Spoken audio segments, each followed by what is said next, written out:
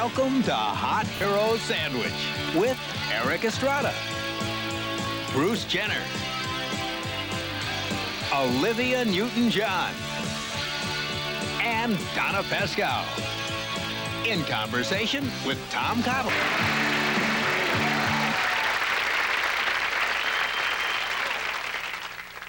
Did you have a nickname? I had a nickname all through high school, and it was called the Phantom. My nickname? I don't know, I just always had a way of being there when you didn't think I was there. My closest pals were Beezy Binks, We had Peanuts, Tip Top. Wibby's King, Getsy, Spaggio Elliott, then it was Georgie and Grunt, Son. Bubba Johnson, Goggles, of course, there was always a Goggles. Elmo Burton. But we called him Elmo Abenosker Booger Eater Burton. And it was? Generator. Mine? Yo. Pickle. Lippy. Which came from? Which came from my original name. Which was? Which was Lipschitz. I've always thought it was nice of them to choose that part of the name to make the, We now return to Hot Hero Sandwich. When I was younger, I had a problem which is called dyslexia, which is basically the turning around of words, being more natural, reading from left to right instead of right to left. But I think that's one of the reasons that I got more into athletics, because I was always the slower in the reading process in school, that you feel, as a young kid, you feel like you're a dummy because you don't know why you're slower than everybody else. Oh, yeah. Oh, yeah. Can you recapture some of those feelings being a Well, class? And yeah, the only thing, the biggest fear was having to read in front of the class. did those times happen? Oh, yeah. And I used to choke. I mean, there was no way I could get around it. I would be so nervous and upset about it because I had to read. And finally going and doing that reading, it was terrible. I hated it. You know, I didn't like to do it at all. Did you stand up in front of them? What was it? Sometimes. Describe it. You're up there with It the was book? it was just fear. Yeah, fear. And if you stumble on a word, it even gets worse because then you make another mistake because then you know you're so uptight and it gets worse and worse. And after a while, you get so frustrated that you can't read anything. You don't care what the word was. You couldn't get it out. School, I never really dug school. I had a bad experience with school many times. But the only thing that kept me in school was because I got into drama club. And I like that feeling. I like when I perform what I give to myself. Going back a bit now to when my mother and I lived alone in the apartment, one of my teachers asked me could she come back to the house one day, and she came home with me and she took me to the zoo for the afternoon just to spend some personal time. And I realize now that she was probably trying to find out, maybe I wasn't doing well at school, I don't remember, but maybe that was the problem, and she wanted to see how I lived and where I lived and get to know me personally. She took a personal interest, which I think was really nice. I've never seen her since, but I'd like to thank her if she's watching. We now return to Hot Hero Sandwich. When your parents split up, were you angry about that? I hit my mother when she told me. I hit her. I just hit her. And then I got very upset that I did that, because it didn't make any sense, but it was like lashing out. And I think kids, because you don't know why. You just don't know why. How did you find out about your parents getting a divorce? Who told you? My father did. All I remember the conversation was that he told me that it was nothing to do with me, which he stressed, because I think children often feel that when their parents divorce or separate that they've caused it. And he made me feel very much that it was just a very personal thing between my mother and he, and that they weren't getting on, and it was better that I lived with Mum. Can you recapture that moment when he told you?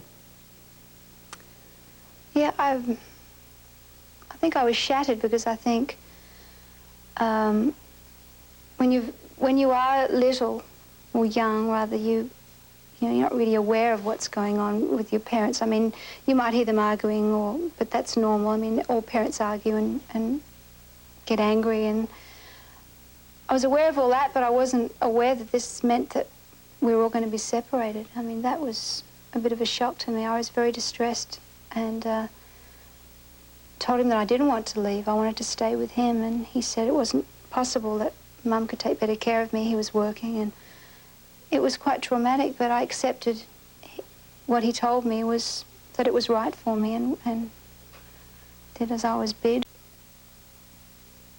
My mother I know loved because she came to this country with my sister in her arms, me in the oven, you know, me in the oven.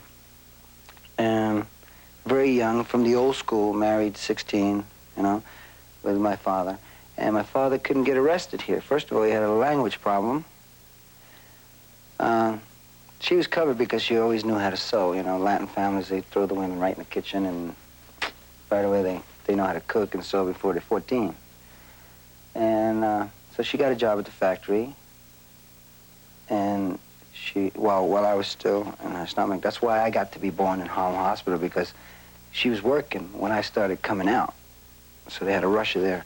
Anyway, so she married this dude who I don't, who I just thank very much, because I'm glad to be here in this world. I'm glad to be alive. He couldn't get arrested. And he got into a lot of medicinal things that I won't say, but she had to say to him, say, hey, look, I love you, but I gotta go because I got 2 kids and you're not taking care of business. Brothers and fathers and grandfathers are important to males, and they should be.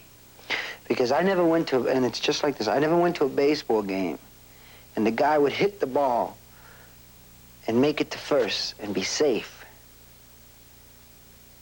and then try to steal second and get tagged out. I never had anywhere to turn to ask, why did he do that?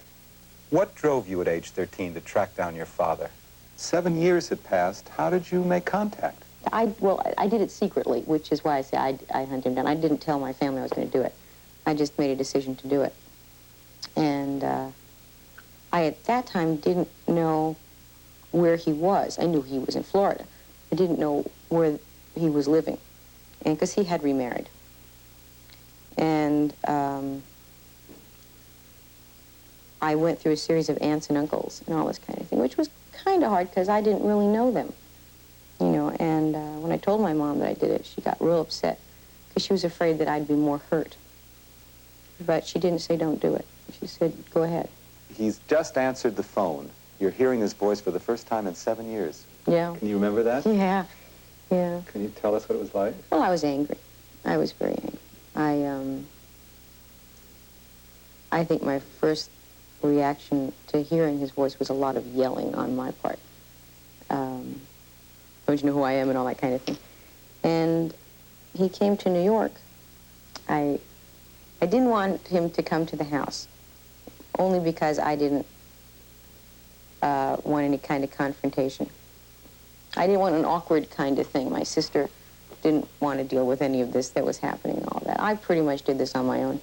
And so I felt, okay, you know, you're a big grown-up person and you've decided to go through with it, then follow through and pick a place. And I picked the subway station that was near my grandpa's theater where he worked, because I knew it. Tell me about that. What happened?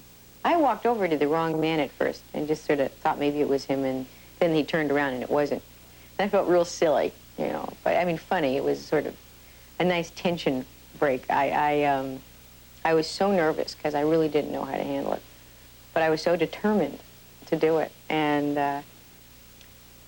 I think the first impulse is for my dad at that time was to buy me things. You know, I mean, we immediately went shopping.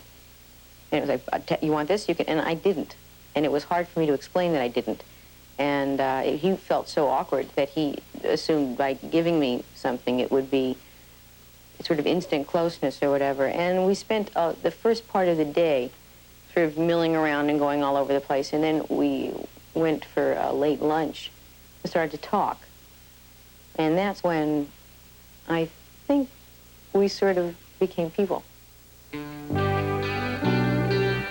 Hot Hero Sandwich. We'll be back after these messages.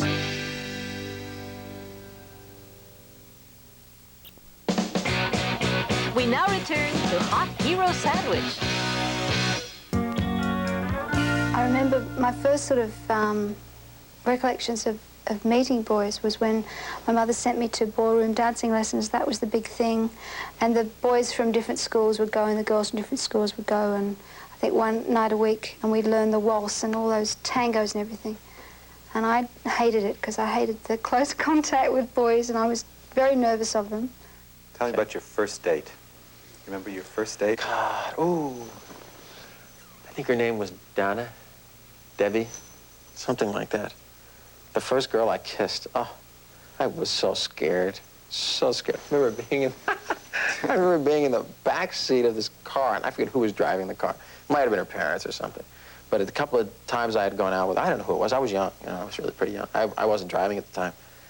And I can remember being so scared to give her the first kiss. And every time, if I didn't, I went out with her a couple of times, you know, if I didn't give her, you know, a little peck on the cheek or something, I would go home and I'd be so mad. Why didn't you do it? You tell me you're so chicken, you know? And finally, the first time, man, it was the quickest little peck in the world. I mean, I went over there, boom, gave her a quick kick. I was out of that car and I was gone, man. I was running to the front door. It was terrible. I was so scared. And he came to the house to pick me up with his dog. He really had a German Shepherd in the car, and the dog's name was Satan, which was real nice. And that was the strangest date. I sat in the car, and this dog sat in the middle. And every time I would look, the dog would go, "Arr," that kind of thing. The dog was real possessive. And I thought, this is just not for me. Somehow along the line, I felt I'd gone out with a couple of dogs, but this was really, you know, going too far.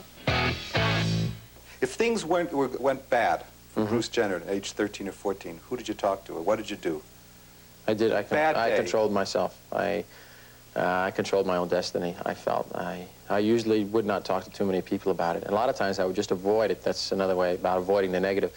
I would not even think about it, completely avoid the situation. Even now, I don't have that many really tight friends, okay, that besides like my wife, okay. As far as on the outside, I really don't.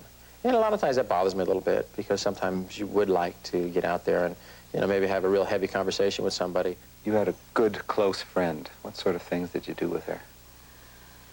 Oh, I don't know. I used to write a lot then, poetry and things. And I used to sit on the steps of the college. The college that we lived at was called Ormond, and it was a beautiful stone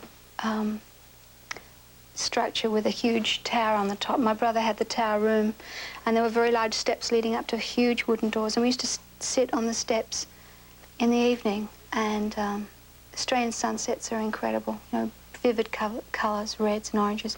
I remember we used to write stories and poetry.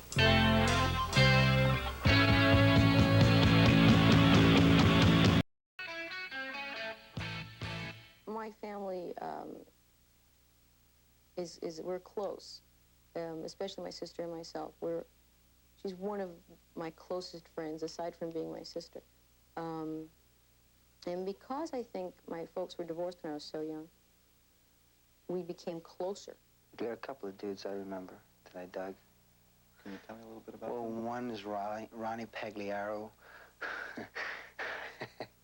an Irish kid, skinny little guy.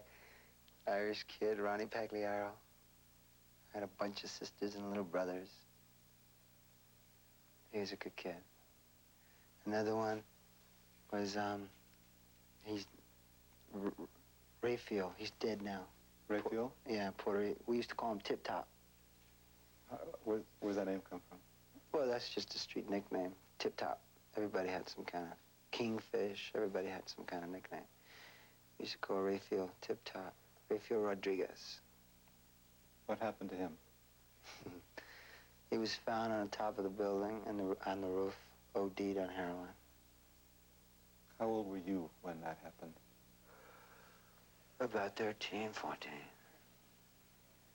Did you see him on the roof? I found him. Hot Hero Sandwich.